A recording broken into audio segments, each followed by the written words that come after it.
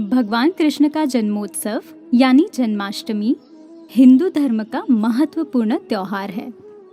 द्वापर युग में श्री कृष्ण विष्णु के 8वें अवतार रहे।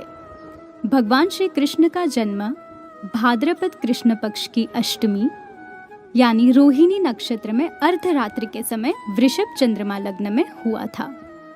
इसलिए इस दिन रात्रि 12 बजे कान्हा के जन्म के बाद स्नान, श्रृंगार, आरती करके भोग लगाकर विधि विधान से उनकी पूजा की जाती है। आपको बता दें, इस वर्ष कृष्ण जन्माष्टमी का शुभ संयोग 7 सितंबर दिन गुरुवार को पड़ रहा है।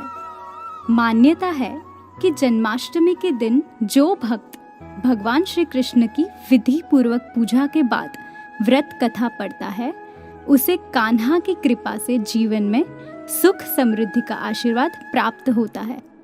पौराणिक कथा के अनुसार भाद्रपद महीने के कृष्ण पक्ष की अष्टमी तिथि को मथुरा में भगवान श्री कृष्ण का जन्म हुआ था। श्री कृष्ण के मामा कंस ने अपने ही पिता से राजगद्दी हत्या कर उन्हें कारागृह में बंद कर दिया और कंस मथुरा का राजा बन बैठा। फिर कंस ने अपनी ही बहन देवकी का विवाह वासुदेव से कराया, लेकिन तभी देवकी की विदाई के समय आकाशवाणी हुई कि देवकी और वासुदेव की संतान कंस की मौत का कारण होगी। आकाशवाणी को सुनकर कंस बहुत भयभीत हो गया और अपनी बहन देवकी के साथ उसके पति वासुदेव दोनों को कारागृह में बंद कर दिया। कंस ने अपनी मृत्यु के डर से देवकी और वासुदेव की 7 संतानों को मार दिया। फिर जब देवकी 8वीं संतान को जन्म देने वाली थी तो उस दिन बहुत तेज आकाशीय बिजली कड़क रही थी।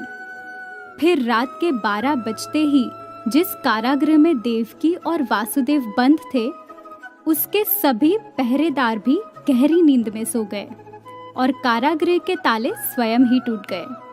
माना जाता है कि तभी भगवान विष्णु ने स्वयं वहां प्रकट होकर देवकी और वासुदेव को दर्शन दिए और कहा कि देवकी की कोख में पलने वाला शिशु मेरा ही अंश अवतार है और अब समय आ गया है कि मैं आपके पुत्र के रूप में जन्म लेकर कंस के अत्याचारों से इस संसार को मुक्ति दिलाऊं।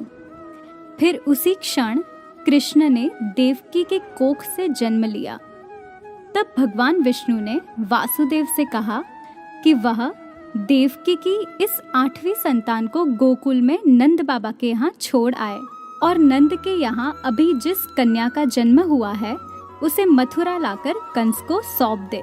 वह कन्या माता भगवती का रूप है जिसका कंस बाल भी बांका नहीं कर सकता। तत्पश्चात वासुदेव ने भगवान विष्णु की बात मानकर वैसा ही किया और नंद बाबा के यहाँ बाल कृष्ण को छोड़ आए।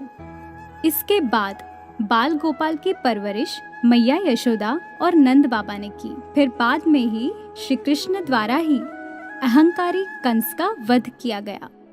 तब से बाल गोपाल के जन्म के उपलक्ष्य में सारे जगत में धूमधाम से कृष्ण जन्माष्टमी मनाई जाने लगी और जो कि कृष्ण की लीलाओं में दही मटकी चुराने और फोड़ने का मनमोहक प्रसंग सुनने को मिलता है। इसीलिए जन्माष्टमी को सभी भक्त दही हंडी फोड़कर बड़े हर्षोल्लास के साथ जन्माष्टमी मनाते हैं।